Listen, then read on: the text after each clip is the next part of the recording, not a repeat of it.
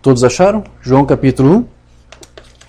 Amém. Nós vamos ler a partir do versículo 6 até o versículo 13. João capítulo 1, versículo 6 ao 13. Amém. Estamos aqui na casa do irmão Márcio, na cidade de Olinda, Pernambuco. Amém? É a primeira vez que eu estou aqui visitando essa maravilhosa cidade e agradeço muito pela oportunidade que os irmãos nos concederam de poder estarmos aqui, que abriram as suas portas do seu lar para estarmos aqui, termos esse momento de companheirismo, essa reunião que estamos tendo. Hoje foi um dia memorável para nós, porque levamos ao batismo das águas o irmão Márcio e também o irmão Bruno, que está aqui nos visitando, da cidade de Natal, Rio Grande do Norte. Era um desejo que os irmãos tinham de passar por essa experiência, de fazer essa confissão pública da sua fé em Cristo. E hoje o Senhor nos agraciou com essa oportunidade de termos esse momento que foi maravilhoso ali, onde nós dedicamos isso que os irmãos propuseram em seus corações, e como dissemos, o que nós ligamos na terra é ligado pelo Senhor também nos céus. Amém? Então hoje os irmãos Bruno e irmão Márcio tomaram essa posição de receberem o batismo no nome do Senhor Jesus Cristo. Nossa oração é que Deus continue guiando eles e fortalecendo ainda mais na sua fé, porque se eles tomaram essa posição é porque o Senhor lhes revelou pela sua palavra, pela mensagem desse dia, qual era a postura correta, qual é o batismo correto. E nós sabemos que há uma longa caminhada ainda a ser percorrida, mas o Senhor Jesus Cristo estará aqui confortando vocês e guiando vocês em tudo. Amém? Então essa é a nossa reunião que estamos fazendo, uma reunião familiar aqui, na casa do irmão Márcio, em Olinda. E nós estamos aqui aproveitando também o tempo para ter um companheirismo, temos um tempo aqui para ministrar a palavra e falar mais alguma coisa de Deus, dos seus mistérios. E é muito bom nós termos esse tempo. E a palavra diz que nós temos que remir o tempo porque os dias são maus. Então vamos abrir nossas Bíblias em João, eu creio que todos já abriram, João capítulo 1. Vamos ler do versículo 6 até o versículo 13. Amém? Amém. Diz assim a palavra do Senhor. Houve um homem enviado de Deus, cujo nome era João. Este veio para testemunho, para que testificasse da luz, para que todos crescem por ele. Não era ele a luz, mas para que testificasse da luz. Ali estava a luz verdadeira, que ilumina todo homem que vem ao mundo. Estava no mundo, e o mundo foi feito por ele, e o mundo não o conheceu. Veio para o que era seu, e os seus não o receberam. Mas a todos quantos o receberam, deu-lhes o poder de serem feitos filhos de Deus, aos que creem no seu nome, os quais não nasceram do sangue, nem da vontade da carne, nem da vontade do homem, mas de Deus. Digam graças a Deus. Amado Pai Celestial, nosso Deus querido, mais uma vez invocamos o Teu nome agora em uma palavra de oração, pedindo para que Tu nos guie nesse momento em que estaremos aqui ministrando a Tua palavra e para termos esse companheirismo em torno dela e sabendo que, conforme Tu mesmo disse na Tua palavra, Tu velaria para que ela se cumprisse. E tudo o que for dito aqui, todas as coisas que foram ditas, aquelas promessas que Tu fez para a Tua igreja, que Tu possas, Senhor, endossar e cumprir isso mais uma vez em nossas vidas, na vida dos nossos irmãos que estão aqui e todos aqueles que estiverem acompanhando esse estudo que estaremos ministrando. Que o Teu Santo Espírito nos guie e nos conduza ao entendimento perfeito do que for tratado aqui. Abrimos agora os nossos corações, os nossos entendimentos, para que Tu venhas abrir e revelar para nós a Tua palavra. Crendo de que Tu fará isso, nós Te pedimos isso e Te agradecemos. No nome amoroso do Teu Filho, Jesus Cristo. Amém. Graças a Deus. Sublime graça do Senhor, que a um infeliz salvou. Eu cego fui, mas vejo já, perdido perdido ele me achou. Amém. Graças a Deus. Podei-vos tomar vossos assentos. Amém. Os irmãos sabem que João Batista, ele foi o precursor da primeira vinda de Cristo. Aqui, João, o apóstolo, ele disse que João, o Batista, havia sido enviado por Deus para ser uma testemunha da luz, uma testemunha do Cristo, do Filho de Deus. Para dar testemunho da luz. Essa luz é aquela mesma luz que João se referiu logo no início ali do seu evangelho, que todos conhecem a passagem. No princípio era o Verbo, e o Verbo estava com Deus, e o Verbo era Deus. Nós dissemos isto porque nas mensagens do Mombrana ele nos explica que aquele Verbo, aquele Logos que saiu de Deus, Mombrana disse que era uma luz mística. E o Mombrana disse até que aquela luz tinha uma forma humana, a forma de um homem. E aquela luz mística era a imagem de Deus. Era o Filho de Deus formado à sua imagem. E João depois diz que João Batista ele foi enviado por Deus para dar aqui testemunho daquela luz mística, daquele Logos, daquele que era a imagem perfeita de Deus, no qual o próprio Deus também habitaria nele carnalmente em plenitude. João ele foi enviado para dar testemunho dessa luz e também para fazer com que, através da sua mensagem, da sua palavra, todos que ali estavam pudessem crer nessa luz, pudessem crer nesse Logos que ele estava ali prenunciando, que ele estava ali introduzindo. Então, a nação de Israel, na verdade, vocês sabem, ela não creu naquela luz, não recebeu a luz, não creu em Jesus e também não creu no testemunho de João Batista. Aqui diz que ele veio para os seus, a luz veio para os seus, mas os seus não receberam. Então, nesses dias, pouco antes do Filho de Deus voltar novamente, Deus repetiu tudo isso outra vez. Ele enviou para nós, nesse tempo do fim, uma outra testemunha dessa mesma luz, para fazer exatamente a mesma coisa que João fez. Porque quando João veio para dar testemunho, era para fazer com que as pessoas crescem nessa luz, como diz a Escritura, por meio dele, não é isso? Para que todos crescem por ele. Deus enviou João para que todos crescem na luz, crescem no Filho por meio dele, por meio do seu ministério, por meio da sua mensagem. E agora, nesse tempo do fim, Deus repete tudo outra vez. Ele tinha que enviar uma outra testemunha para que por meio dele, o povo de Deus recebesse essa luz, recebesse a revelação, recebesse o Cristo. E ele então enviou essa sua testemunha para quem? A primeira foi enviada para os judeus. Os judeus não receberam. Essa segunda testemunha foi enviada para quem? Para as igrejas. E você sabe, as igrejas também não receberam o seu testemunho. E também não quiseram aceitar esta luz. Não quiseram receber a revelação desta palavra. Que na verdade não era uma palavra dele. Era a palavra, era o ensino, era a doutrina dos apóstolos. Que você sabe, ao longo das eras se perdeu, então por isso Deus teve que enviar outra vez essa testemunha para que as igrejas que olvidaram, que esqueceram tudo isso, pudessem agora ter uma outra oportunidade de receber esta luz, receber a Cristo.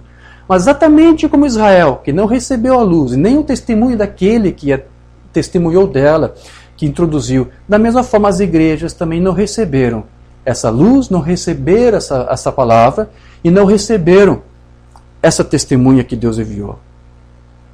E William Branham, nós entendemos que ele foi essa testemunha. Ele foi enviado para nós para dar testemunho dessa luz, para dar testemunho para nós outra vez dessa palavra. Branham disse que o seu ministério era para declarar que ele estava aqui. João Batista estava ali enviado por Deus para declarar, ele está aqui, o Cordeiro de Deus que tira o pecado do mundo está aqui.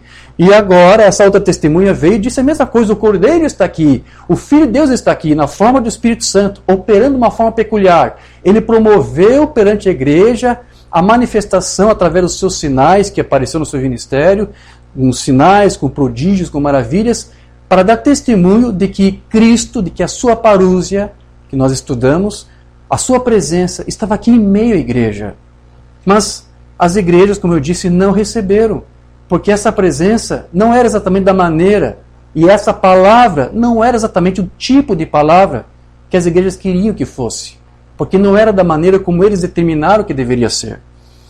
Mas, veja, como Israel, então, não pôde receber a Cristo, a sua testemunha, as igrejas de hoje tampouco puderam receber o Cristo que o irmão Branham revelou e o testemunho que o irmão Branham deu deste Cristo através da sua mensagem. No entanto, você sabe que o irmão Branham, ele permaneceu até o fim do seu ministério fiel ao seu testemunho e à palavra que ele entregou para a igreja, porque era algo que Deus lhe comissionou para entregar. Irmão Branham disse que ele foi uma testemunha perante nós de que Cristo estava aqui. Ele foi enviado para isto. Você está entendendo o paralelo que estamos fazendo? João Batista foi uma testemunha. Por que isto? Porque ele tinha o ministério de Elias. Não é isso? Então agora, quando Deus disse lá para William Branham no batismo do Rio Raio, como João Batista precursou a primeira vinda de Cristo, tua mensagem precursará a segunda vinda. Então, veja, se João Batista era um Elias e ele tinha que vir, porque Jesus disse que João Batista era aquele Elias que tinha que vir naquele tempo. Mas se então foi necessário vir um Elias, para que por meio deste Elias aquele povo cresce, ou no tempo do fim, Deus teve que enviar alguém com esse mesmo ministério de Elias, para que por meio desse Elias, a igreja desse tempo do fim cresce nele, o recebesse. E recebesse também a sua fé para o arrebatamento. Porque essa fé que arrebata a igreja agora nesse tempo do fim, nessa última era que estamos, é essa mensagem que foi vindicada por Deus a essa testemunha que ele enviou. Então, Mambana disse nos seus sermões, eu fiz aqui algumas pesquisas, só vou citar alguns, não vou ler todos aqui. Você sabe como é que eu faço, eu só comento aqui alguma coisa, não leio tudo para não cansar demais os irmãos. Mas ele fez várias declarações em seus sermões, dizendo, eu sou aqui uma testemunha, exatamente como João Batista. Mensagem Testemunhas, sermão que não temos traduzido, dia 13 de março de 54. E eu sou uma testemunha esta noite, e você é uma testemunha. Sim, se você recebeu essa palavra, você também tem que ser testemunha disso. E Deus está mostrando sinais de maravilhas de que Ele ressuscitou a Jesus Cristo dentre os mortos. Deus ressuscitou a Jesus, não Jesus ressuscitou a si mesmo. Deus ressuscitou Jesus dentre os mortos. Amém. Como eu sei, Ele mora no meu coração. Ele mora no teu coração também? Mora? Amém. Como que eu sei? Ele mostrou sinais e maravilhas diante das pessoas. Como que eu sei? Ele me tirou da vida de pecado e me deu a vida de Cristo dentro de mim. E eu sei que Ele ressuscitou dos mortos. Eu sou uma testemunha. Como João Batista foi enviado para ser testemunha da luz, William Branham também disse, eu estou aqui como uma testemunha. Você sabe que o nascimento do William Branham também foi um nascimento peculiar, porque quando ele nasceu, uma coluna de fogo apareceu e entrou pela janela daquela cabaninha lá de Burkesville, Kentucky, não é isso? E as pessoas não entenderam aquilo. Aquilo era a luz manifestando-se. Para até declarar a todos, veja, mais uma vez aqui estou enviando para vocês alguém para dar testemunho desta luz. Essa luz acompanhou todo o ministério de William Branham. Mesmo quando ele não conhecia o seu chamado, o seu ministério, essa luz sempre acompanhou. E mesmo depois, quando ele reconheceu o seu chamado, através da comissão do Rio Raio e da visitação do anjo celestial para ele, e nas reuniões de cura divina, essa luz sempre esteve ali. Ele sempre esteve ali testemunhando daquela luz para nós, para mostrar, para dizer a você, essa luz, esta glória de Deus, este Shekinah de Deus, esta parúzia prometida está aqui agora em nosso meio. Amém. Então João Batista, aqui diz, ele veio para dar testemunho da luz. Ele não era a luz, mas para que testificasse da luz. E William Branham, ele veio para fazer exatamente a mesma coisa, testemunhar dessa luz para nós. Mensagem, um julgamento. E foi naquele momento em que esta luz voltou e me mostrou a Escritura. Essa luz, essa coluna de fogo, este Logos, mostrava, revelava a palavra para o seu profeta. Ele disse, essa luz me revelou a Escritura, que neste dia isto deve acontecer. Aqui está colocado aqui, na Escritura agora, já faz 33 anos. Mas eu sou testemunha de que é a verdade. Sou testemunha dessas coisas, que ela é a verdade. né? Eu tenho visto dessa luz. Eu estou dando a você testemunho dessa luz. Amém? Diga graças a Deus. Então, assim como João Batista foi uma testemunha também contra aqueles que rejeitaram esta luz, esta testemunha que Deus enviou agora nesse tempo do fim também foi uma testemunha contra todos que rejeitassem essa luz, contra todos que rejeitassem essa palavra. Ele disse isso, né? Na mensagem Os Ungidos dos Últimos Dias. Tantas coisas, como poderíamos simplesmente passar por elas? Nosso tempo passaria, mas você sabe o suficiente para saberem o que está certo e errado. E como posso fazer com que eles o façam? Como eu posso fazer com que eles entendam, saibam discernir o certo do errado? Como que eu posso fazê-lo? Eles dizem, com que motivo o Senhor fica censurando? Eu sou uma testemunha contra vocês. É isso que eu estou dizendo. João Batista foi uma testemunha contra aqueles que rejeitariam aquela palavra. William Branham foi uma testemunha contra aqueles que rejeitassem outra vez, novamente, nesses dias, essa mesma palavra. Eu sou uma testemunha contra vocês. Algum dia, no dia do julgamento, vocês não terão um canto onde se esconder. Porque ele estaria aqui para manifestar não apenas aquele que eu disse que é o Cristo, a parúzia, mas ele também está aqui como juiz. Você sabe, um juízo já está acontecendo agora mesmo. A partir do momento em que alguém ouve essa palavra que é testemunhada, essa luz que é testemunhada, e rejeita, eles já estão sendo julgados. O que você tem no trono branco lá é apenas uma sanção de um julgamento que já está começando agora. Agora, quando é dada a oportunidade de conhecer essa luz, se ele rejeita, essa mesma rejeição já lhe condenou. Aqui o profeta diz, eu estou aqui como uma testemunha contra aqueles que rejeitaram esta luz. Há muitos outros sermões aqui que ele fala a mesma coisa, eu não vou ler tudo isso para você. Mas veja, Cristo, então, estaria aqui sendo testemunhado, estaria sendo revelado, né, por meio do Elias. Né? Eu vou ler mais uma vez aqui.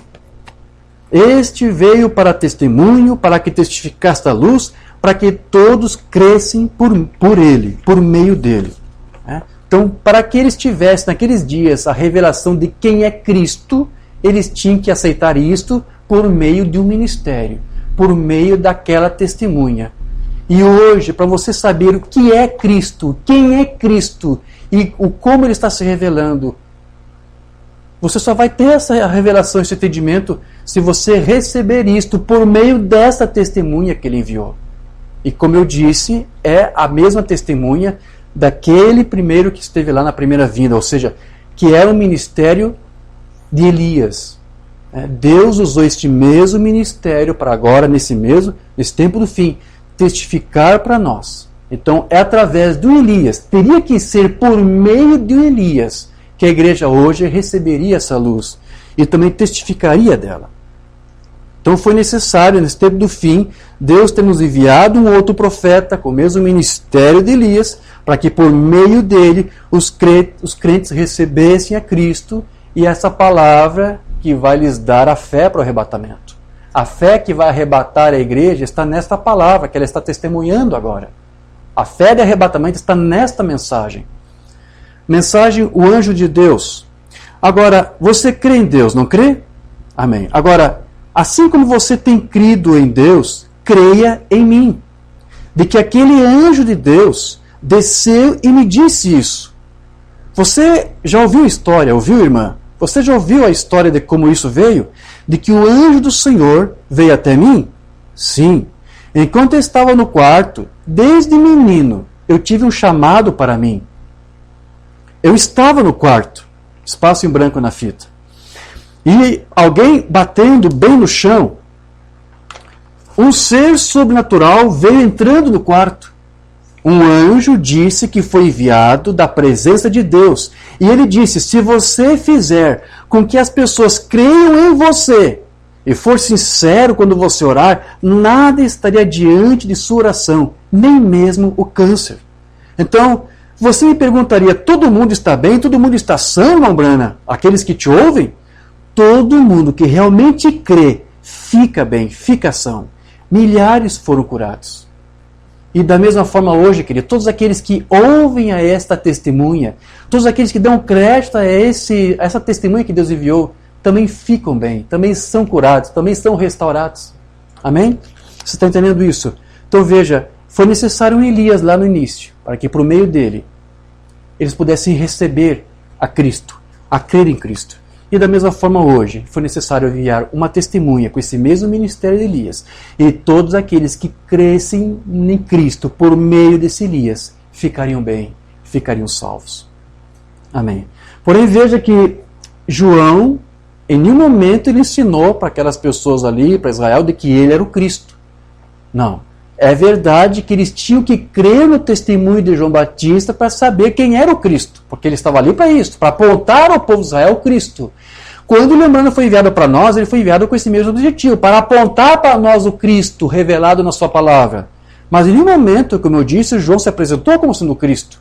E tampouco essa outra testemunha se apresentou como Cristo. Só porque você tem que crer nesse Elias, como Israel precisava crer naquele Elias lá, o João Batista, para receber o Cristo.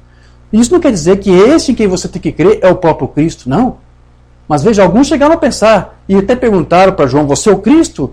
João teve que dizer lá em João 1, 28 a 30. Vós mesmos me sois testemunhas do que disse, eu não sou o Cristo. Mas era necessário crer em João Batista para saber onde estava o Cristo e quem era o Cristo. Mas sou enviado adiante dele, eu vou à frente dele, para dar testemunha dessa luz, desse logos, da luz mística, como diz o Mombrana. Aquele que tem a esposa é o esposo, mas o amigo do esposo, que lhe assiste e o ouve, alegra-se muito com a voz do esposo. Assim, pois, já este meu gozo está cumprido. É necessário que ele cresça e que eu diminua. Então houve um momento em que João teve que sair de cena para que as pessoas não colocassem os olhos em João, mas naquele que ele estava precursando. Houve um momento que depois Deus também teve que tirar de cena a sua testemunha, William Branham, para que eles não colocassem os olhos apenas no vaso, mas no Deus do qual ele estava ali testemunhando. Então, da mesma maneira, William Branham, ele não queria que ninguém pensasse ou cresse que crer nele significaria aceitá-lo como se fosse o próprio Cristo. Porque você sabe que foi através dele, do seu ministério, que os sinais de Cristo, o sinal messiânico, o discernimento dos pensamentos do coração, tudo isso foi ali no seu ministério. Mas isso não quer dizer que ele era o Cristo. Mas ele estava ali para dar testemunho. Ele disse, eu estou aqui para declarar que ele está aqui, que Cristo está aqui. Então, em vários sermões, nós mencionamos no estudo, citei várias ocorrências onde ele disse, eu não sou Cristo, eu não sou Messias, desculpe, eu não sou o Espírito Santo. Porque alguns estavam pensando que ele fosse isso. Uma mensagem aqui só como exemplo. Um maior do que Salomão está aqui, agora. 6 de março de 64. Agora lembre-se, eu não sou Jesus Cristo. Ele veio para dar testemunho de Jesus. Eu sou seu irmão, um pecador salvo pela graça. Eu sou como você é, mas é Jesus Cristo, o Espírito Santo que está aqui conosco, guardando, ou seja, cumprindo a sua palavra. Amém. Então veja, o ministério do William Branham, ele foi então para quê? Para fazer o quê? A mesma coisa que João fez. João apontou para Israel quem era o Cristo. O William Branham esteve aqui para isso. Ele foi enviado aqui como uma testemunha para revelar para nós quem era o Cristo. Mas William Branham não foi enviado para revelar para você o Cristo dos Trinitários, nem o Cristo dos Unicistas, nem muito menos o Cristo das Testemunhas de Jeová. Ele veio aqui para revelar a você o Cristo apostólico, o Cristo da Bíblia, o Cristo dos apóstolos. Foi esse Cristo que ele veio apontar para nós. Amém? Agora veja, vamos remontar mais uma vez aquele texto que lemos. Porque ali você viu que não são todos que deram testemunho de João Batista. Não foram todos que receberam. E da mesma forma hoje, meus queridos, não pode ser diferente. Aqueles que vão aceitar esse testemunho serão aqueles que, como disse lá em João, foram eleitos para receber e para aceitar esse testemunho. E aqueles que receberam, Deus fez deles filhos de Deus. Não é isso? Não são todos que dão testemunho dessa luz, assim como não foram todos nos dias de Elias, ou nos dias de João. Então, assim, não são todos que vão dar, nesse dia de hoje, testemunho dessa mensagem. A não ser aqueles que são os eleitos, Somente os eleitos de Deus para esse dia é que vão testemunhar dela, vão testemunhar dessa mensagem.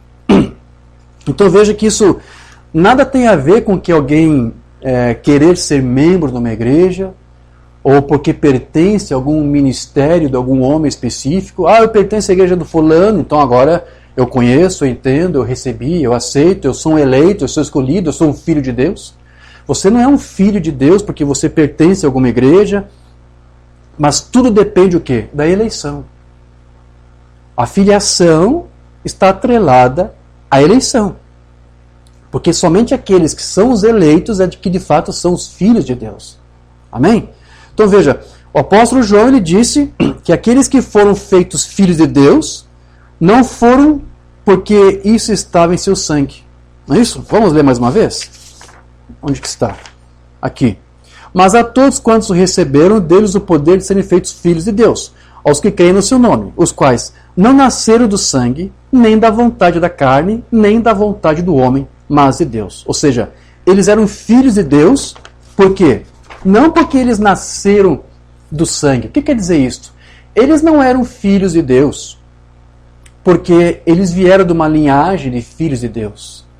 Porque isso estava no seu sangue.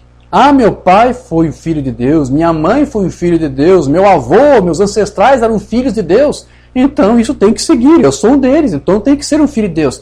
João disse, você não é um filho de Deus porque você herdou isso na carne e no sangue. É isso que João está dizendo. Ninguém se torna filho de Deus por sangue, quer dizer, não vem por parentesco sanguíneo. Isso é claro, né? Mas depois, o que mais que ele diz lá? Ele diz que não são feitos filhos de Deus segundo a vontade da carne. Não foi isso? O que quer dizer isso? Livre-arbítrio. Você não se torna filho de Deus porque essa foi a tua vontade. Essa foi um desejo teu. Eu quis, irmão Jorge, ser filho de Deus, e isso foi no dia tal e tal, quando eu fui num culto e eu recebi Jesus Cristo, eu aceitei como meu Salvador e me tornei um filho de Deus. Mas o que foi que João disse? Você não se torna filho de Deus por vontade da carne. O que é essa vontade da carne? É o livre-arbítrio. Porque veja, você por livre-arbítrio não pode se tornar filho de Deus. Não é como você querer isto aqui. Não é uma questão de volição humana. Eu quero ser, eu vou me tornar. Não é questão de você desejar. É se você é um eleito para isto ou não. É isso que João está dizendo. Mas depois ele também diz, nem pela vontade do homem. Nós já ministramos em outros estudos, só estou recapitulando isto aqui. O que quer dizer pela vontade do homem? Ninguém pode fazer de você um filho de Deus. Eu sou mãe do fulano, eu quero que o meu filho seja um filho de Deus como eu sou. Por mais que um pai, uma mãe deseja isso para o seu filho, aqui a Escritura diz, não vem da vontade do homem, ou seja, não vem da vontade de terceiros. Um pai, uma mãe não pode forçar seus filhos a serem filhos de Deus. Um pastor, um bispo, um papa não pode forçar aqueles membros da sua catedral, da sua igreja, onde estiver, não pode forçar, fazer deles filhos de Deus. Olha, siga aqui os ritos da nossa igreja, siga aqui os dogmas da nossa igreja, eu vou te fazer um filho de Deus. Ninguém tem este poder. Você não é feito filho de Deus por vontade da sangue, nem por vontade da carne, por teu livre-arbítrio, e nem por vontade de um outro homem, ou de um parente teu, ou dos teus pais, mas de Deus. Você é Deus que vai fazer de você filho dele. Então veja, tudo uma questão de eleição. E foram aqueles que foram feitos filhos de Deus e que receberam o Cristo, receberam aquela luz e deram também testemunho dessa luz. Então, da mesma forma, meus queridos, só vão dar testemunho hoje dessa luz aqueles que foram eleitos para receber esta luz. Amém? Isso está claro? Então, não depende da vontade de um homem, no desejo de um homem, ou no terceiro.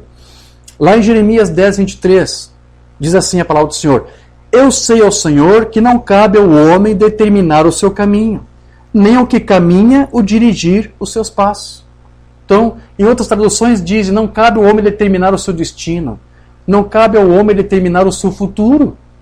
Alguns dizem que o homem, por ter livre-arbítrio, pode fazer isso, ele determina o seu futuro, o seu destino eterno, mas a Escritura diz, não cabe ao homem determinar os seus passos. Então, se não cabe ao homem determinar os seus passos, quem determina os passos do homem? Provérbios 20 e 24. Lá diz assim: os passos do homem são dirigidos pelo Senhor. Como, pois, poderá dirigir o homem os seus próprios caminhos? Não é um homem, não é por seu livre-arbítrio. Não é você desejando, é Deus desejando e colocando este querer em você. Então, o homem não pode, por livre-arbítrio, que é a sua vontade carnal, se tornar um filho de Deus. E tampouco pode alguém ser filho de Deus pela vontade carnal dos outros, né? Seja dos seus pais terrenos ou mesmo de algum ministro, como eu disse. Mas é Deus mesmo que faz eles serem seus filhos. Amém.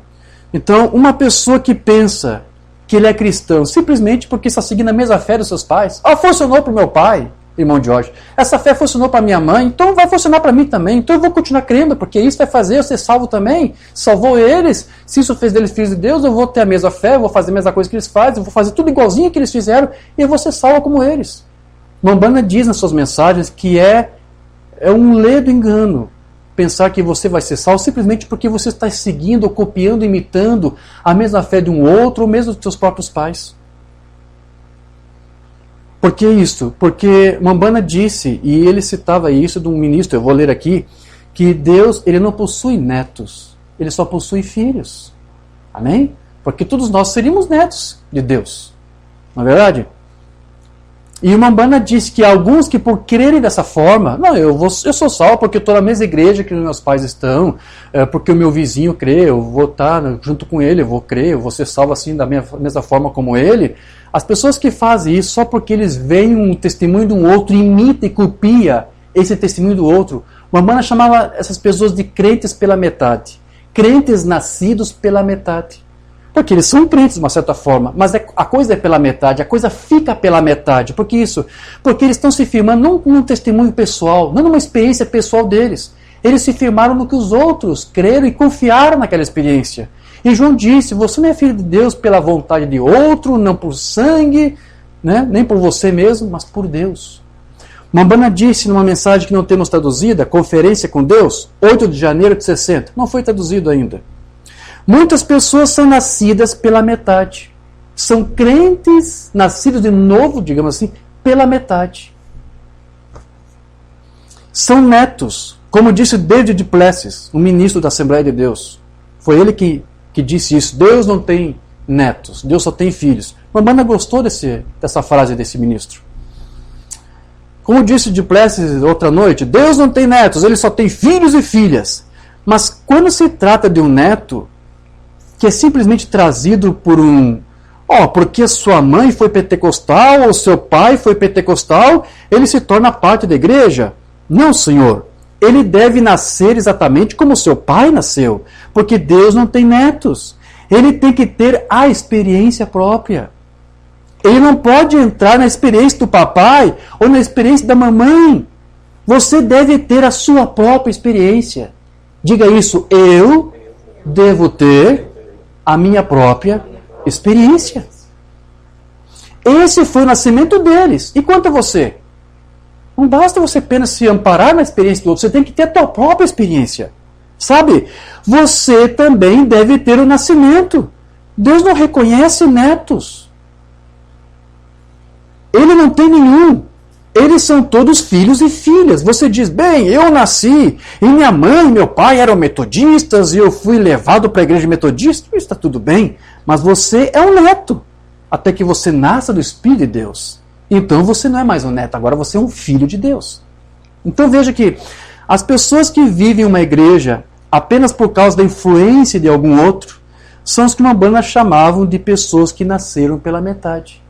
É isto aqui. Ela se baseava na outra experiência de alguém, tentando copiar alguém, tentando repetir, personificar a fé de uma outra pessoa.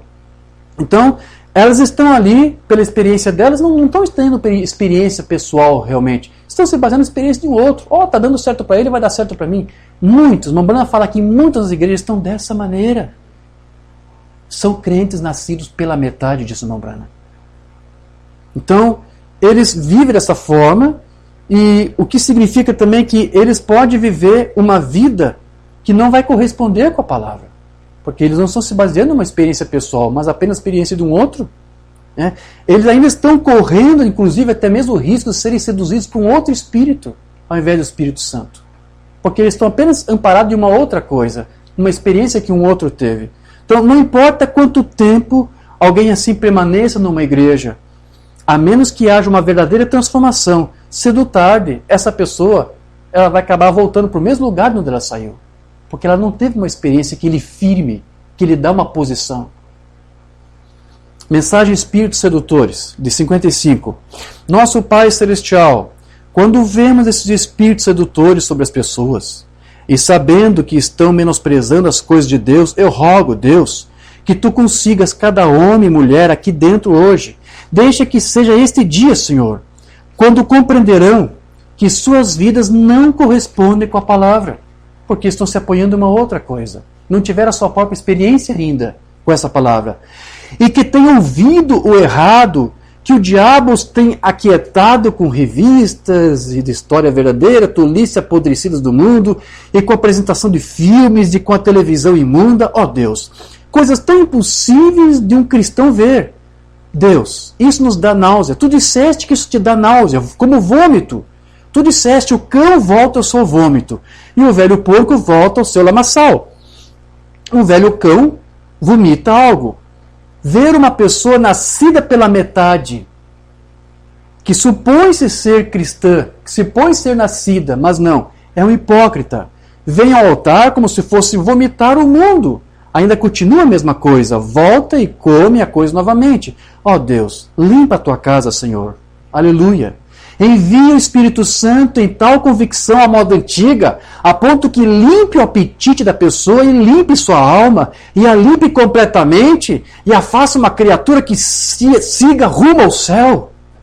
Dá-lhe, renova sua juventude e os seus votos como a águia, para que ela possa subir e sobrepujar as coisas deste mundo, e subir para os céus, além onde ela possa ver os problemas se aproximando à distância.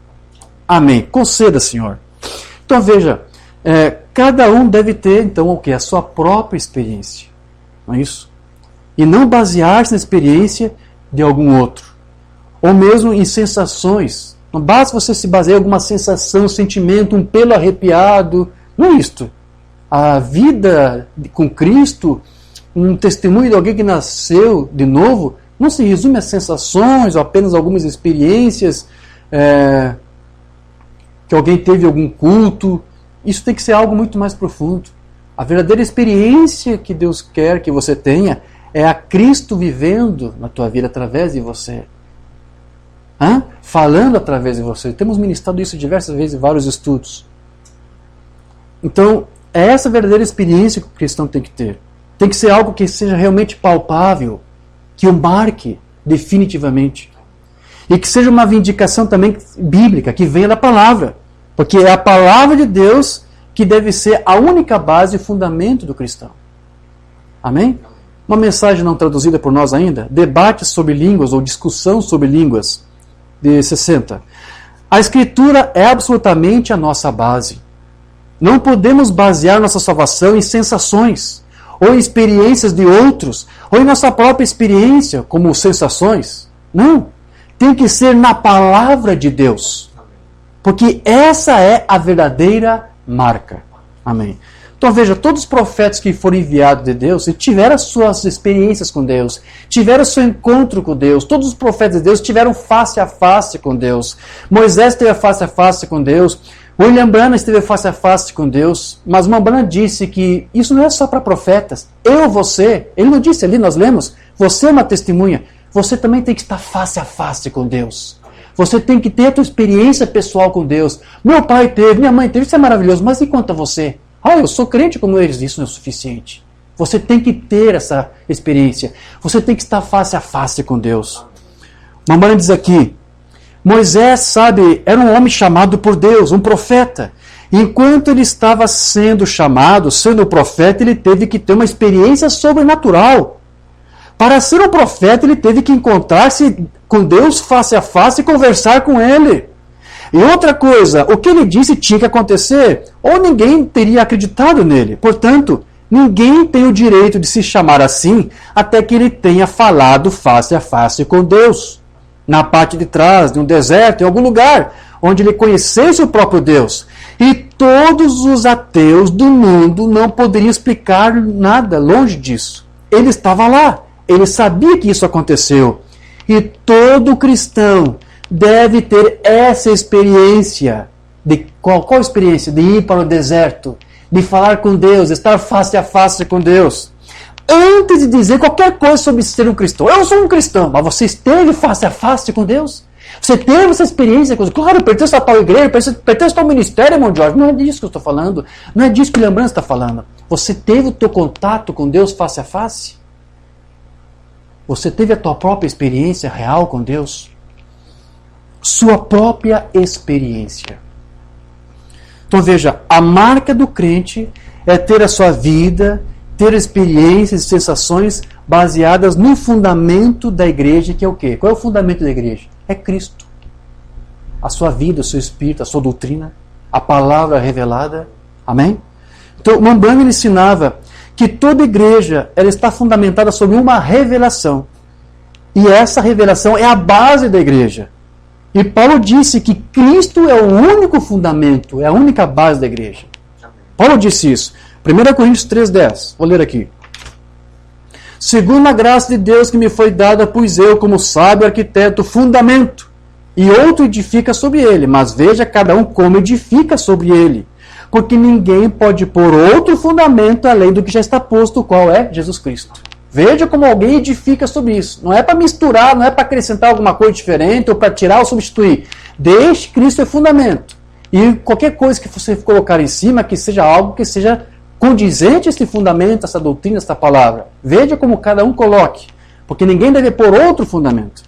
Então, como o fundamento da igreja está baseado, então, no que Cristo é e na doutrina que ele entregou para os seus apóstolos, então o cuidado que todo crente deve ter é de procurar se assegurar de que a sua doutrina, de que a sua inspiração, de que a sua revelação esteja baseada somente no assim diz o Senhor, ou seja, na sua palavra, em algo que já foi vindicado e provado como certo. E não em um pensamento do ministro, de um homem, de um grupo, de uma igreja, de um tabernáculo, que é dúbio, que é duvidoso. Você somente vai se firmar em uma coisa sólida se for no assim do Senhor, porque essa é a palavra vindicada que foi dada a nós por uma testemunha, que veio até nós para testificar da luz. E você somente vai se basear nessa luz se você crer por meio dele. Você vai crer nessa luz por meio dele. Então, você tem que crer nesse assim do Senhor, porque Deus ele não irá reconhecer nenhum outro testemunho baseado em alguma outra doutrina que seja diferente daquela que ele ensinou para nós. Você não pode substituir por outra coisa. Mensagem que não temos traduzida, Serpente de Bronze, de 53. Eu quero começar isto sobre a palavra de Deus. Pois, afinal de contas, este é o único fundamento sobre o qual alguém pode edificar corretamente. Deus nunca irá reconhecer qualquer fundamento a não ser esta palavra. Porque nenhum outro fundamento pode ser colocado além do que já está posto, que é quem? Cristo. E esta é a palavra de Deus no princípio. Se qualquer outra coisa for dita, se isso não se compara com esta palavra, então não é de Deus. Desculpe. Eu não pensaria, porque a Bíblia diz, aquele que tira ou acrescenta, o mesmo deve ser retirado, sua parte do livro da vida. Então, nós queremos ter a certeza de que nós guardamos nossa doutrina sempre sob o assim diz o Senhor. Nossa doutrina, nossa fé, tem que estar baseada apenas nisso. Esse é o fundamento. Então veja, a palavra que nós recebemos, ela é um reflexo daquilo que nós somos. Aquilo que você testifica, reflete, resume a tua vida, o que você é. Então a nossa fé, ela nunca deveria estar baseada em alguém, ou na fé de alguém, ou na sabedoria de alguém, ou na experiência de alguém. E quando alguém recebe uma fé errada, isso mostra que, na verdade, ela já veio ao mundo destinado para isto. Porque essa é a sua natureza. Agora, outros, porém, se satisfazem apenas por viver uma vida religiosa, sem ter tido, como eu disse, aquela experiência real com Cristo. Apenas fazendo o quê? Copiando a religião de um outro. Separei aqui apenas alguns parágrafos. O irmão Banda falou sobre isso. Pessoas que ficam copiando a vida religiosa, a fé de um outro, sem ter tido a sua própria experiência. Mensagem influência. Não tente jamais pegar o lugar do outro. Deus fez você de uma determinada coisa. Deus fez você de uma forma peculiar. Deus fez você de uma forma especial. Não queira ser igual ao outro, seja você mesmo. E fique assim. Fique exatamente o que você é. Não tente personificar o outro. Isso é o que sempre arruína os dons que Deus envia ao mundo. Encontramos tantas imitações carnais e encontramos alguém que tenta copiar um outro. O profeta disse, tenha a tua própria experiência com Deus e fale daquilo que você mesmo vivenciou e não o que o outro experimentou. Fale das tuas próprias experiências com Deus. Outra mensagem, vida escondida com Cristo. E isso é o que há de errado com o nosso país hoje, com as nossas igrejas. Estão tentando copiar uma após outra. É isso que você está vendo de fora. Portanto, alguém que se diga um cristão não deve tentar copiar a fé ou imitar a vida religiosa de algum outro, mas buscar ter sua própria experiência com Cristo. Amém? Mensagem absoluta. Não aceite a experiência de algum outro. É por essa razão que o cristianismo tem se tornado como criancinhas na escola. Eles tentam copiar um ao outro. E se aquele sujeito estiver errado, a coisa toda está errada. Por que muitos estão errados? Porque estão copiando a fé errada de um outro, a doutrina errada de um outro, e ficam errados como eles. Ele diz, se você copiar uma coisa que está errada, você vai ficar errado também. Vê? Você tem um bando deles errado. Oh, que coisa. Não copie. Encontre ele você mesmo. Busque você mesmo. Descubra, conheça por você mesmo. Veja que o Mormon fazia separar as coisas. O anjo disse, tente fazer com que as pessoas creiam em você. E aí elas vão ser curadas, vão ser libertas. Mas o profeta sabia separar as coisas. Ele disse, olha, você tem que crer em mim que eu sou uma testemunha dessa luz, mas não fique firmado apenas no meu testemunho, na minha experiência. Tenha você mesmo essa experiência. Busque você mesmo esse contato com essa luz. Eu tive contato face a face com Deus, com Moisés, mas você também tem que ter esse contato, ter essa própria experiência. O profeta sabia separar. Então veja, mas encontrar a Cristo significa mais do que apenas conhecer a sua palavra, ou ter uma concepção intelectual, ainda que correta, da palavra. É muito mais do que você saber confessar corretamente uma doutrina, uma fé, ter uma boa confissão. Vai algo um pouco além disso. Mombrana, ele sempre chamava atenção para o fato de que não adianta nós conhecermos a palavra se não conhecemos o autor da palavra. Você não viu ele dizer, às vezes, alguns sermões? Ele chegava até a dizer, humildemente, né? Olha, eu posso não conhecer muito a Bíblia, mas eu conheço muito bem o autor da Bíblia. Mas nós sabemos que ele sabia muito bem a Bíblia. Amém? Então ele sempre dizia, não adianta você conhecer a Bíblia, não adianta você conhecer doutrina, se você não tiver um conhecimento do autor da doutrina. Então, quando fazemos um inventário das nossas vidas, as nossas experiências, nós deveríamos ser sinceros conosco, né? E avaliar se o que sabemos é apenas o que aprendemos de um outro por uma concepção intelectual. Oh, irmão Jorge, tudo isso é muito bonito que o senhor está falando para nós, eu creio, eu recebo que é verdade. Isso ainda não é o suficiente. Não basta você apenas dizer e concordar comigo. Você tem que ter a sua própria experiência. Então, Mombrana às vezes dizia, você tem que fazer uma avaliação, fazer um inventário. Se o que você crê apenas porque você coincidiu, eu concordo com aquele irmão, aquele ministro falou correto, eu concordo com ele. Tem que ir um pouco além disso. Não é você concordar, é você ter essa experiência você mesmo. E saber que é verdade. Não porque o outro disse, porque você sabe que é verdade. Eu nunca aceitei o batismo no nome de Jesus Cristo, até que eu aceitei que era verdade. Me convenci pela Escritura que era verdade, então eu aceitei o batismo. Eu creio que o irmão Bruno e o irmão Márcio, que aceitaram o batismo e hoje se sujeitaram, não foi porque alguém lhes convenceu, eles se convenceram. Eles tiveram seu contato com Deus face a face e se convenceram de que isto é a verdade. Tiveram essa experiência. Para cada coisa, meu querido, você tem que ter sua própria experiência por você mesmo. Aí você vai ser genuíno. Você não vai ser um hipócrita. Você está entendendo?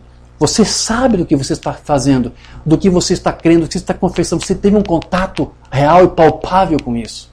O profeta disse, não se baseie apenas num bom conhecimento que alguém te transmitiu. Ah, eu creio que isso está correto. Você tem que ir além disso. Nós temos que fazer uma avaliação para ver se o que nós temos é algo que vai além da concepção intelectual, ou ficou apenas nisso. se temos as nossas próprias experiências para nós testemunhar que nosso Deus é um Deus real e de que Ele está conosco. Outra mensagem que não temos traduzida, a Rainha de Sabá, de 57. O Evangelho de Cristo tem sido rejeitado. Sim, assim como a mensagem de João Batista foi rejeitada, a desse Elias, desse dia, também foi rejeitado. Você não quer acreditar nisso, mas é um fato notável. É a verdade. Sim, ele veio para os seus não receberam. Ele veio outra vez nesse dia, na forma de um profeta, de um mensageiro, e outra vez não receberam. Ele disse, é duro, você não vai acreditar nisso, mas é um fato notável, é a verdade, é uma pena, mas é a verdade.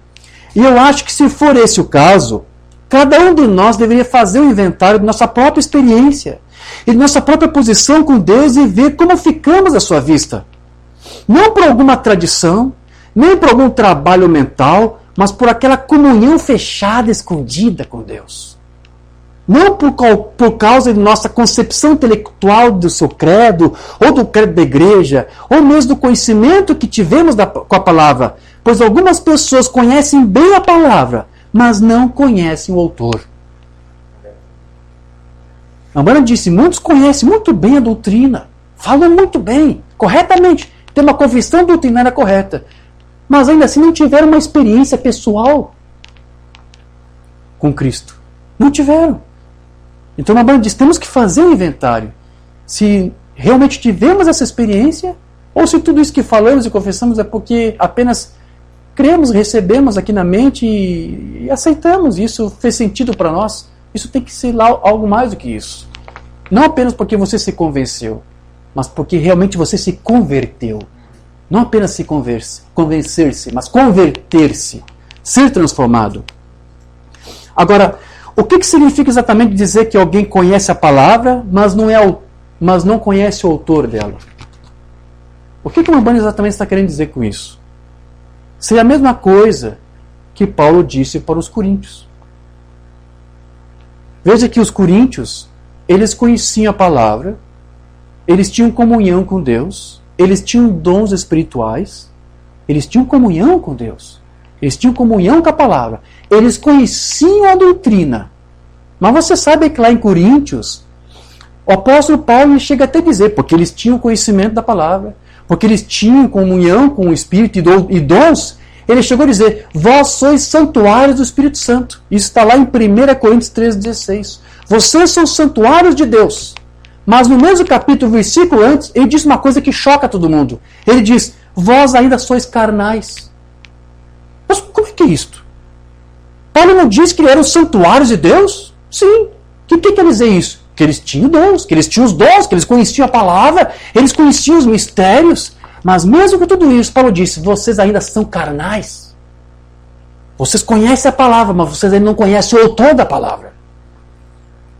Sabe, quando eu conheci a mensagem, eu estava na denominação pentecostal.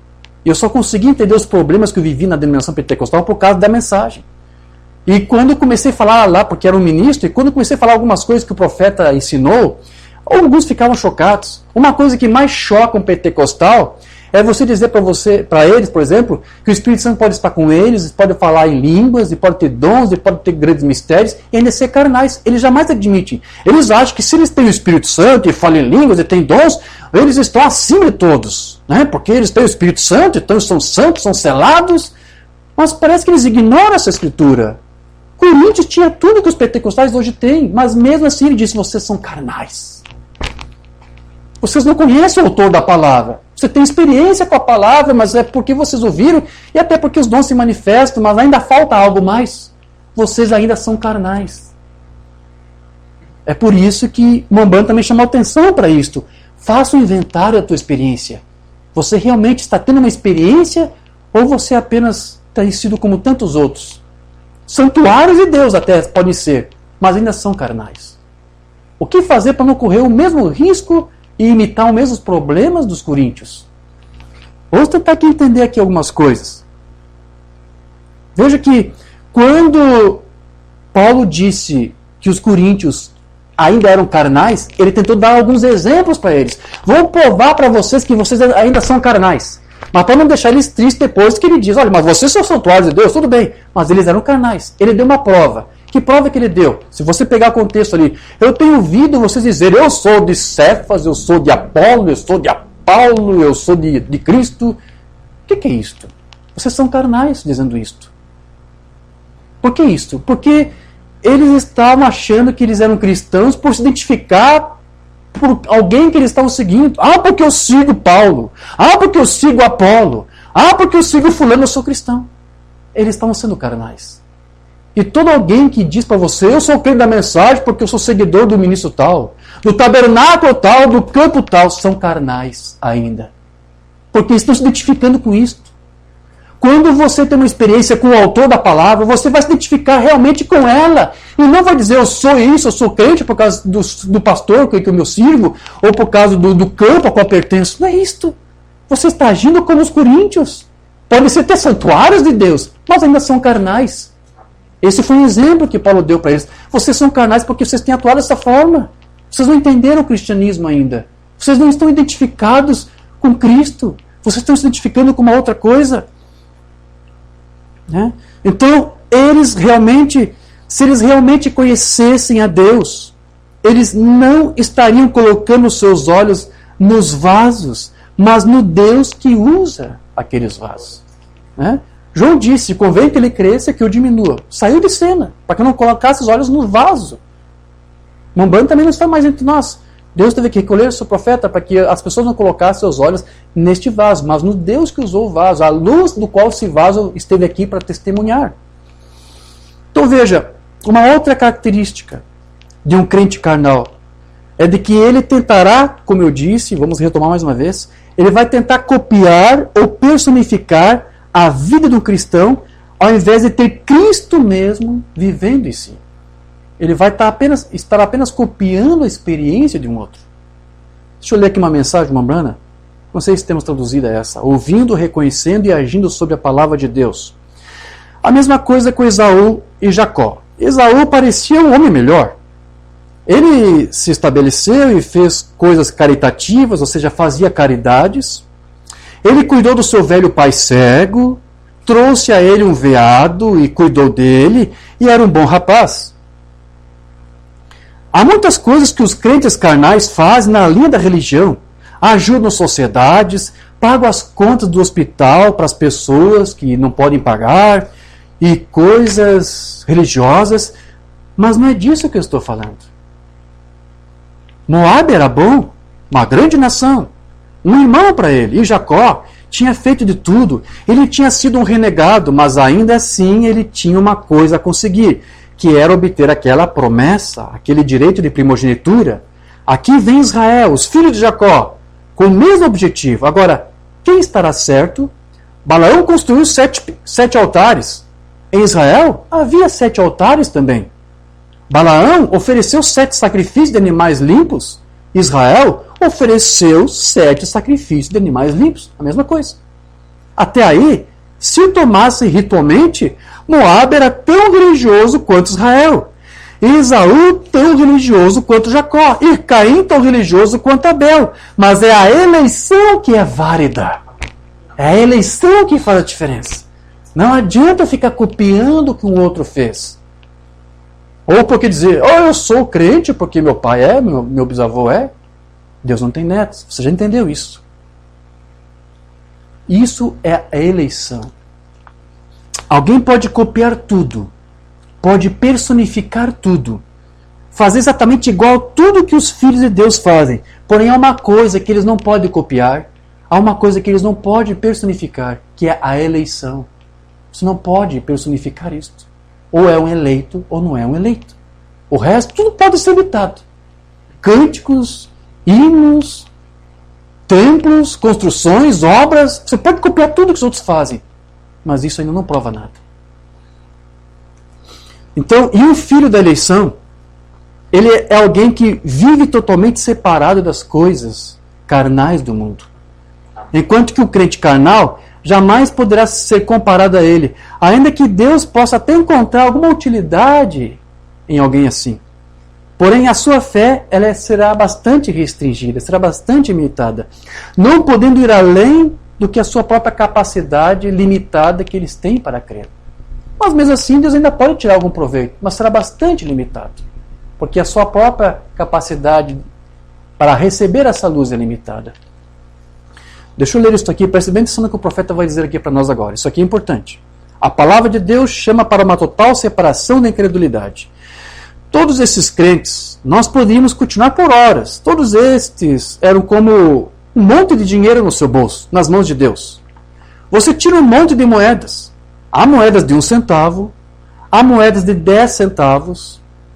Eu creio que deve haver de 5 também. Há moedas de 25 centavos, 50 centavos, há moeda de $1. Tudo em moedas. Agora, é assim que o mundo está nas mãos de Deus. Agora, quando ele diz mundo, também está se referindo às igrejas. É assim que as igrejas estão se comportando na economia de Deus. É assim que muitos crentes são aos olhos de Deus. É assim que muitos ministros são aos olhos de Deus. Um ministro para Deus aí é $1. Mas há outros ministros que são só 50 centavos em dólar. E há outros que são menor ainda, são só 25 centavos, outros 10 centavos. E há ministros aí que são apenas 1 centavo. É disso aqui que o profeta aqui está falando. Ministros, crentes. Há variações de um para o outro. Procure entender o que o profeta aqui está dizendo. Há algumas pessoas que só podem ter 1 centavo, ou valer 1 centavo. E Deus só pode usá-las como uma moeda de 1 centavo. Isso é tudo que eles podem comprar.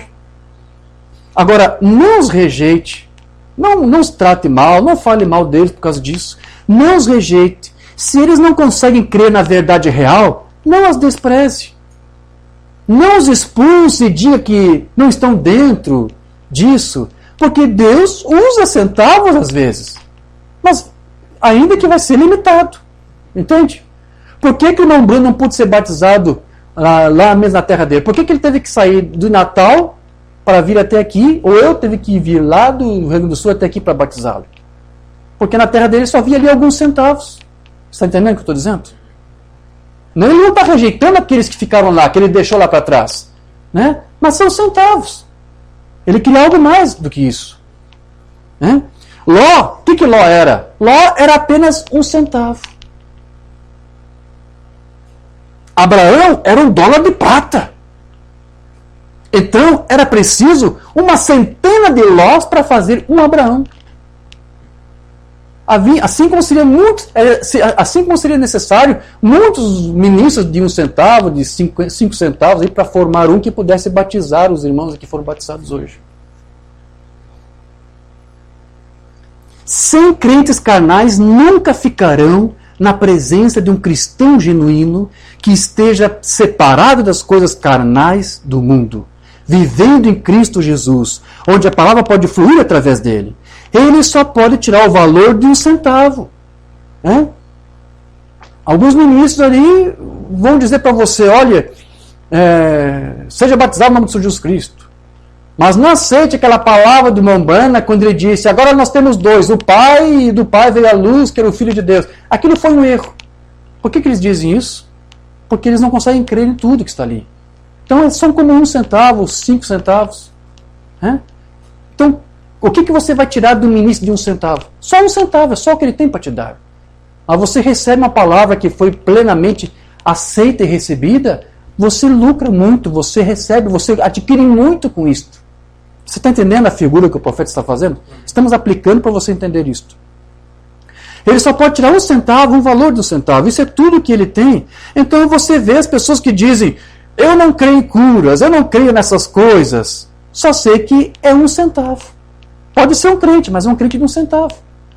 Mas o profeta disse, não os rejeite. Deus ainda usa centavos. Mas apenas deixe-o em paz. Apenas 1 centavo. E assim é tudo que ele pode comprar. Não detenha. Apenas deixe-o só. Lembre-se, isso é simplesmente o mais longe que ele consegue ir. Sua capacidade para receber é limitada. Ele não pode ir mais longe. Uma outra característica, uma outra diferença que o irmão Branham mostrava nos seus sermões, para você entender a diferença que há entre um cristão carnal, ou um cristão nascido pela metade, ou um crente nascido pela metade, e um crente genuíno. Uma outra diferença que nós podemos apontar é que um crente genuíno, ele é propriedade de Cristo. Diga isso comigo. O crente genuíno é uma propriedade de Cristo. Enquanto que um crente carnal, ele não é propriedade de Cristo. Ele é propriedade do homem. Ele é propriedade de uma igreja. Ele é propriedade de um sistema. Ele é propriedade de um tabernáculo. O crente carnal, ele não é livre. Ele é escravo de homens. E Paulo disse, não vos torneis escravos de homens. Sejam propriedades de Cristo. É isso que ele estava dizendo. Porque se você não for propriedade de Cristo, alguém vai assumir o lugar de Cristo e vai comprar você, você vai ser escravo dessa pessoa, você vai ser escravo desse ministério, você vai ser escravo deste homem. Aqui uma banda diz, uma outra ocasião, uma outra forma de você entender, a diferença é que alguns são propriedades de Cristo de fato, mas outros não são. São propriedade de um sistema, são propriedade de um pastor.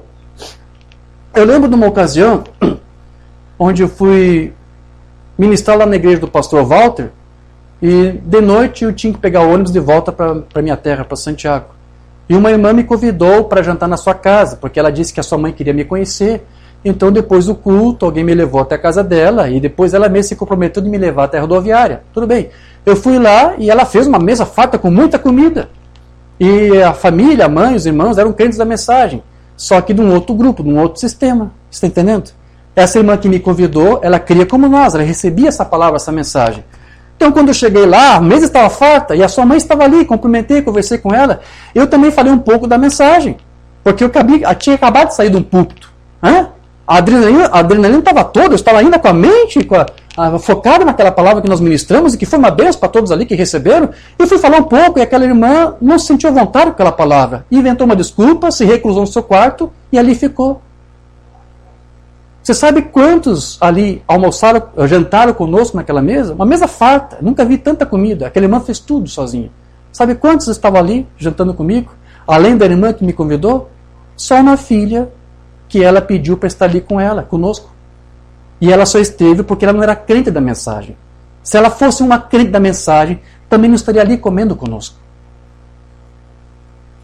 Eles não podiam fazer isso, eles tiveram que reclusar-se nos seus cantos, nos seus quartos, porque sabiam que eu estava ali.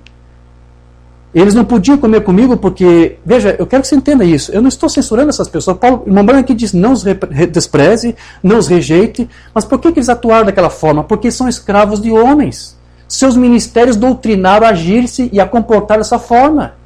Quando uma pessoa é escrava de um homem, de um ministério, eles são obrigados a fazer aquilo que o homem diz para eles fazerem.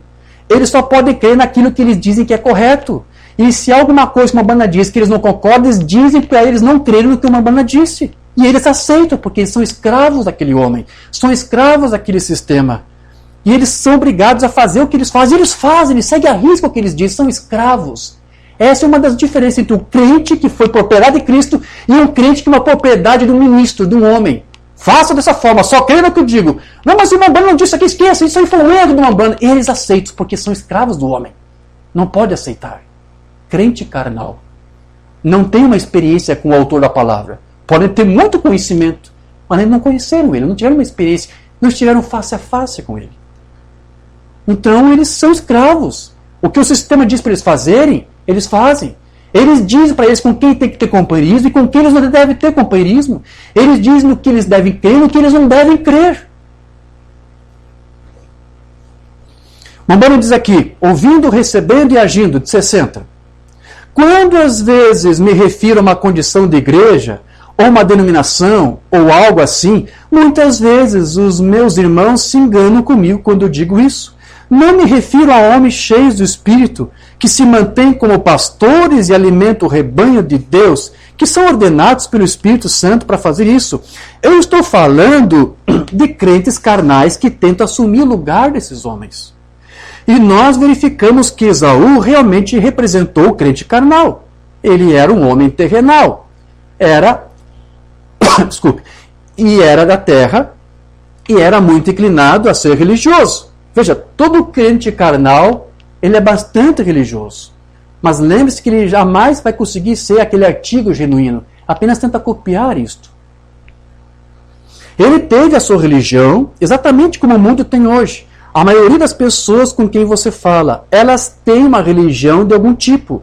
Quer elas frequentem a igreja ou não. Mas elas, talvez uma vez por ano, as mulheres gostam de passar a Páscoa para mostrar o seu chapéu novo, e os homens gostam de se entreter com alguma coisa que está acontecendo.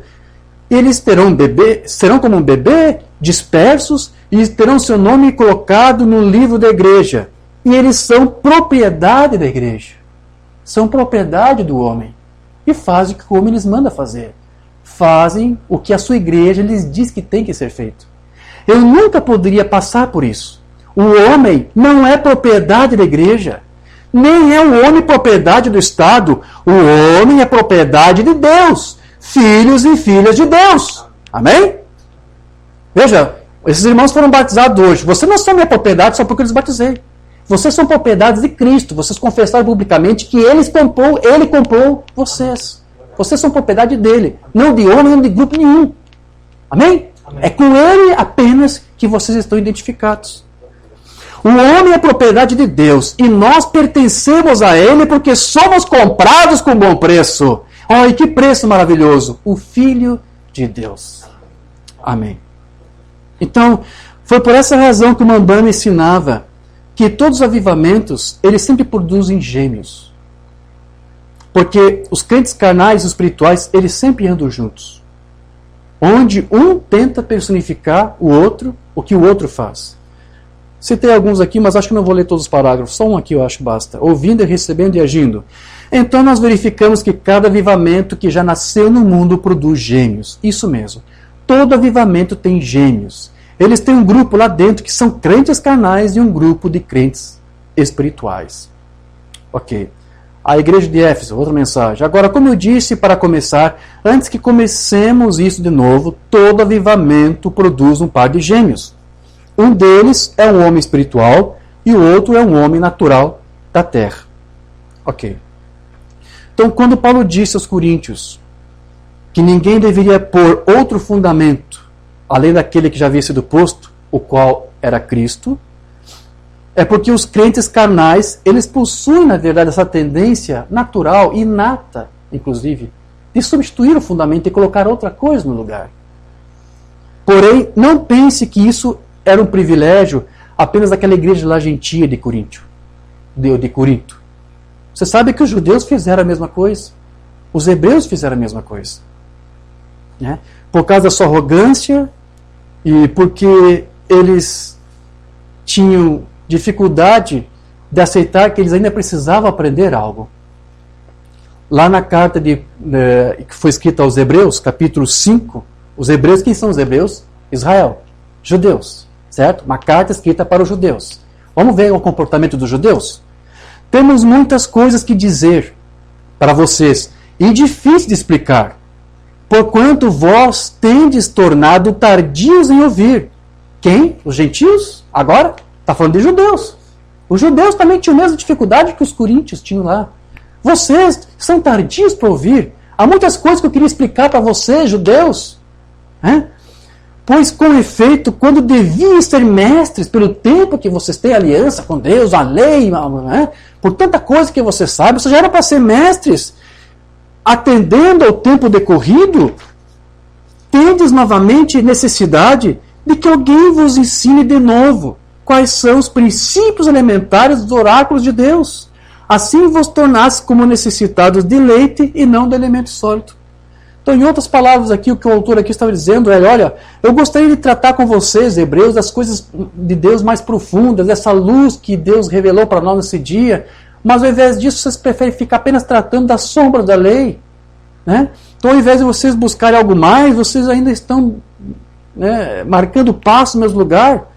Vocês ainda têm necessidade de leite, ao invés de comer algo mais sólido. Ou seja, vocês precisam que a gente repasse para vocês novamente todas aquelas coisas que vocês já deveriam ter assimilado há muito mais tempo. Os princípios elementares, vocês não conseguem nem assimilar isto. Nós temos que retomar isso para vocês. Coisas nas quais vocês já deveriam ter compreendido, já era para vocês ser mestres. Então, por serem princípios elementares e básicos, era então, na verdade, algo que deveria ser fácil para eles assimilarem, para eles compreenderem, Porém, a tradição humana, os outros dogmas, os outros ensinos que foram infiltrados, que foram misturados, não é isso?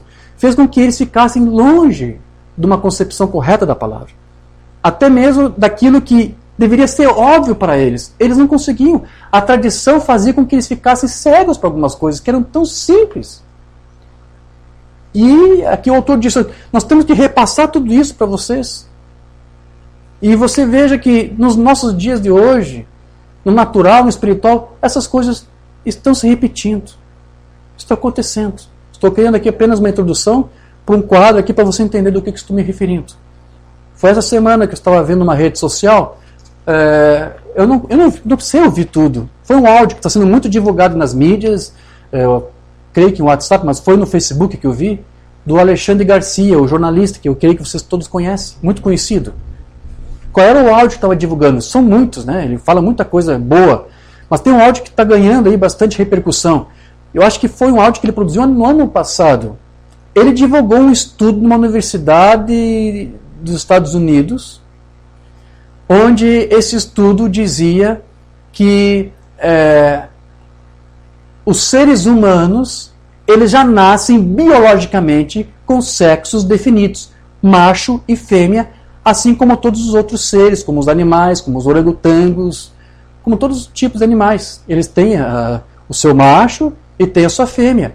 E da mesma forma, o homem, biologicamente, também nasce já com a sua sexualidade definida, o seu gênero definido. Há o macho e há a fêmea. E esse estudo que ele divulgou agora, o Instituto John Hopkins, eu creio que é esse o nome, eu anotei, não queria ler, vamos lá, onde é que está aqui? Sim, Hospital da Universidade John Hopkins, é muito famosa, se você for fazer uma pesquisa, você vai ver, eles fizeram lá um tratado científico e disseram, olha, nós agora realmente admitimos, o sexo é biológico, todos já nascem, não é só nos animais, o ser humano também. Isso ganhou uma grande repercussão.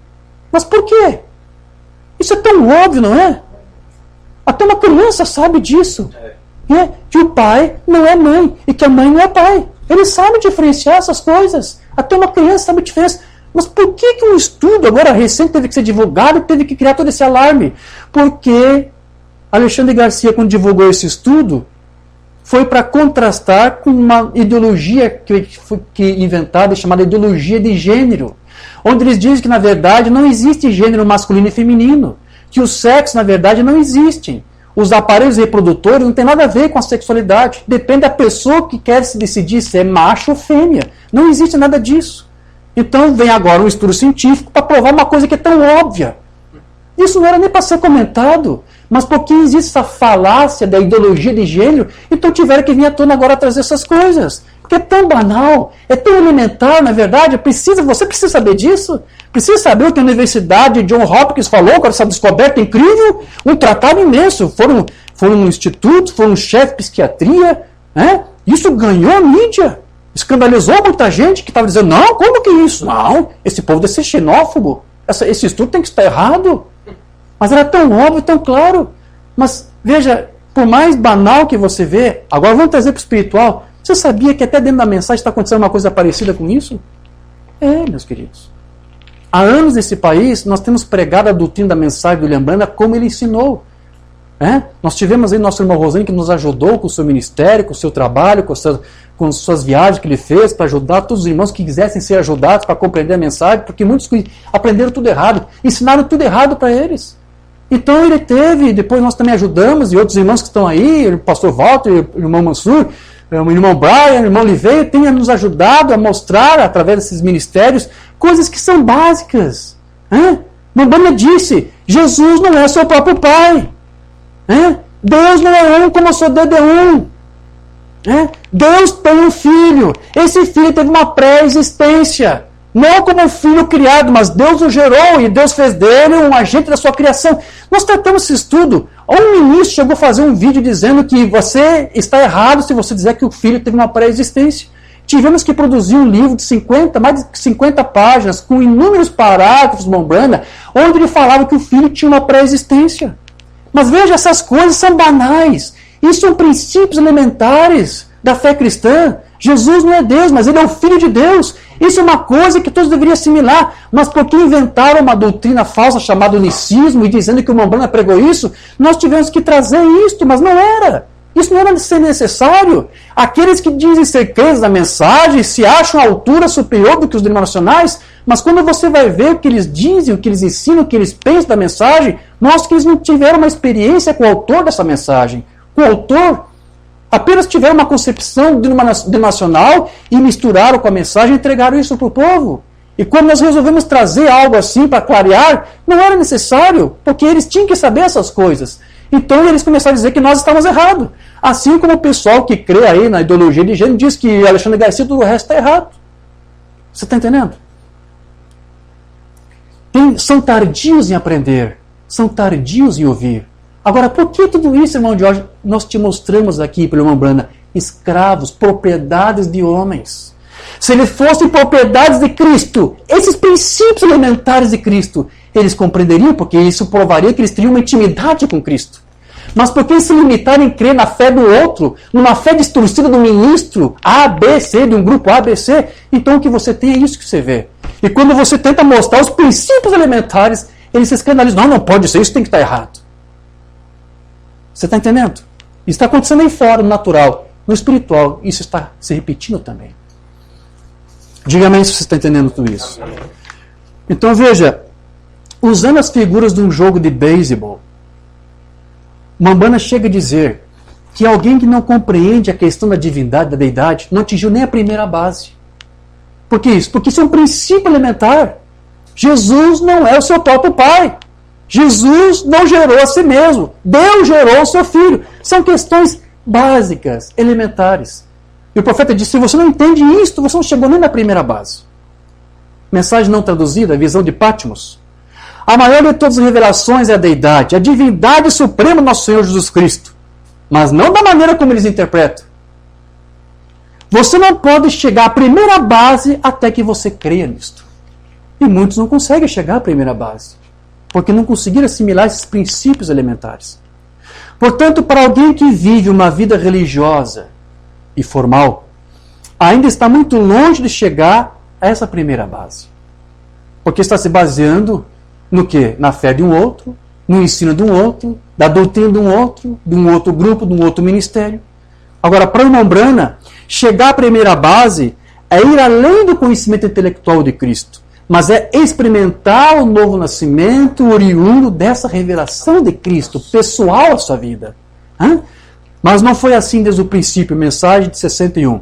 Não importa o quanto você tente ir à igreja, a quantas igrejas você pertence, isso não tem nada a ver com isso. Não significa nada para Deus. Nem significa que você tenha começado até mesmo a primeira base da salvação. A salvação não vem pela denominação ou pela instrução, é por uma experiência de nascer novamente do Espírito de Deus, com o Espírito de Cristo que vive em seu corpo. Agora, isso é verdade. Então veja que passar pela primeira base para uma Umbanda, o que é? É receber a revelação de quem é Cristo, não é isso? E agora ele está complementando para nós, que é também o novo nascimento.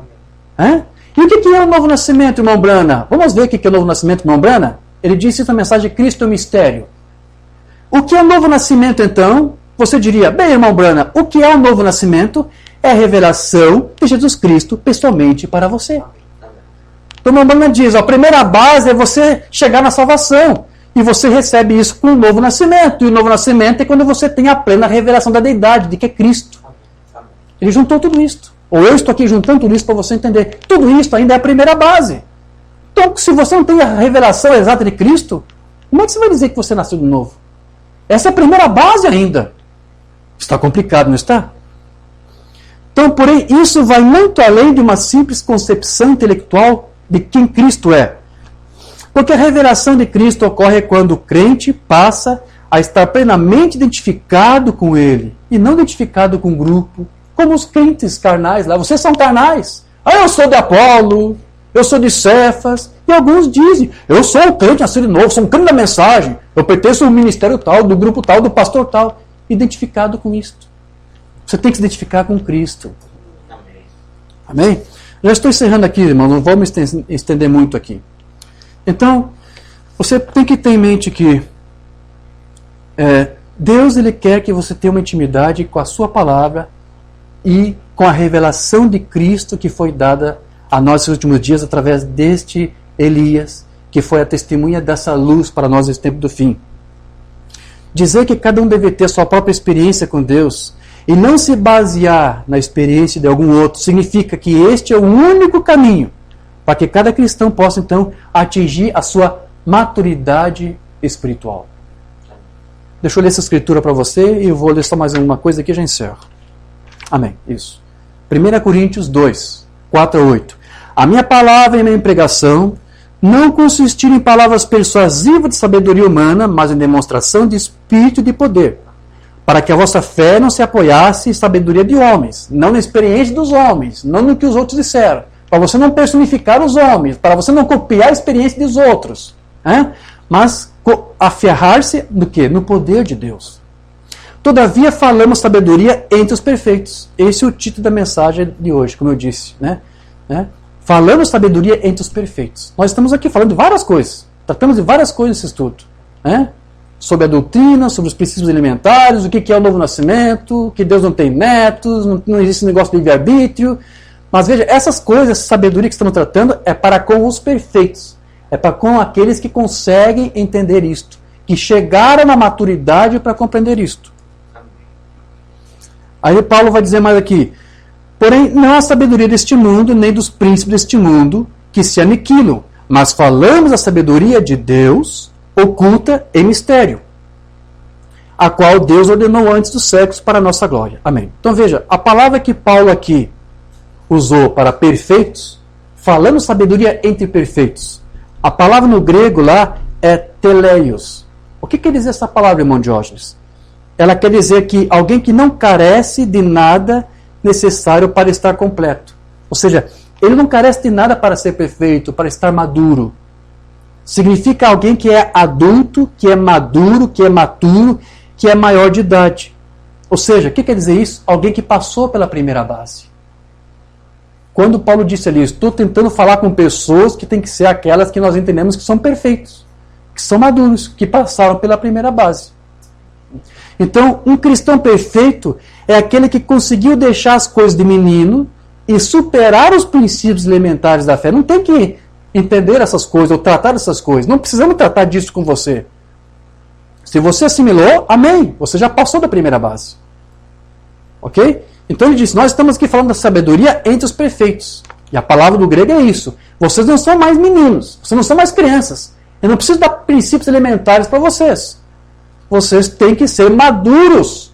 Vocês têm que ter passado pela primeira base. Deixa eu ler aqui uma mensagem mundana. Expectativa, não temos traduzido essa. 55. Deus não é conhecido pela fé intelectual. Deus é conhecido pela experiência do novo nascimento. Amém? Jesus disse, aquele que não nascer de novo do Espírito de Deus, nem sequer pode ver o reino de Deus.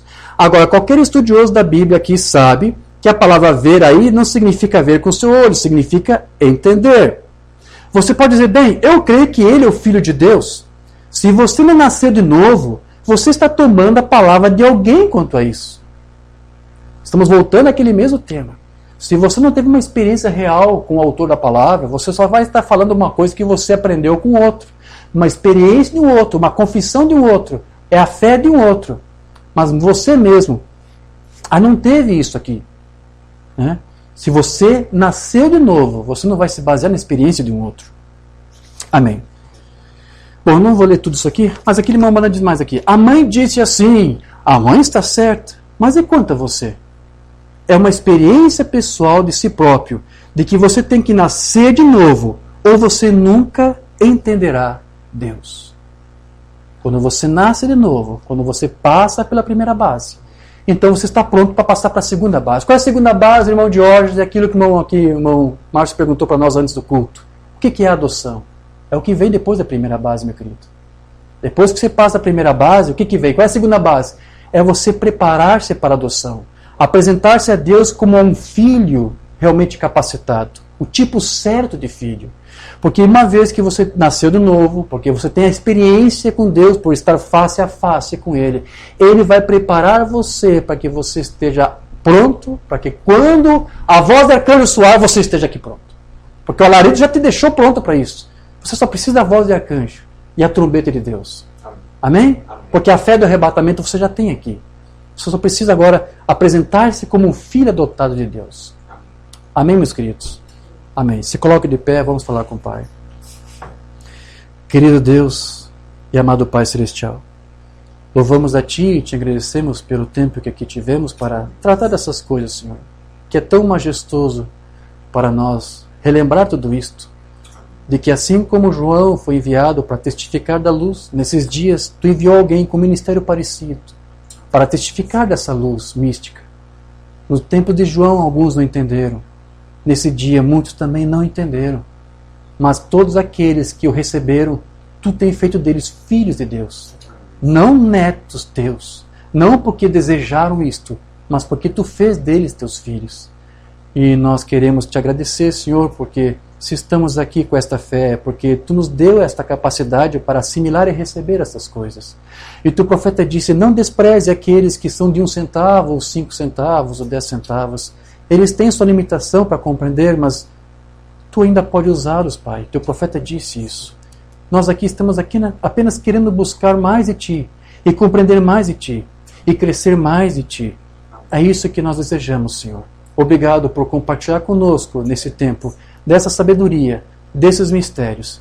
Ajuda-nos, Senhor, a ser um pouco mais do que apenas despenseiros desses mistérios, mas que esses mistérios se encarnem em nós, tomando nossas vidas, nosso ser, nossos corações, nossas mentes, e para que sejamos uma testemunha, não de uma coisa que ouvimos e que nos agradamos, mas porque Tu mesmo falou conosco. Nós nos confrontamos contigo e Tu se revelou a nós. E agora podemos sair e falar e testemunhar dessa luz, porque contemplamos a Tua luz. Obrigado pela Tua luz, Senhor. No nome de Jesus Cristo.